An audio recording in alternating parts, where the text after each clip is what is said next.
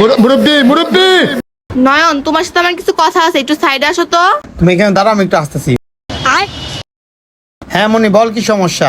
দোস্ত, আমাকে 200 টাকা ধার দিবি, আমার না খুব দরকার। ধরো বেটা, আমি গার্লফ্রেন্ড নিয়ে ঘুরতেছি, আমার কাছে টাকা নেই, তুই আমার কাছে টাকা চাইছিস তাই না? টাকা পয়সা লজ্জা দিস না, আমি গেলাম।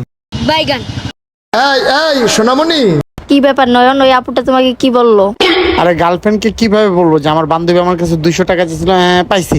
জান, ও আমাকে বলছিল কি তুমি বলে আমাকে চিট করতেছো, কালকে বলে কোন ছেলের সাথে কাজ ফুল বাগানে ছবি তুলতে গেছিলা। কি এসব কথা বলছে? দাঁড়াও, আমি আসতেছি।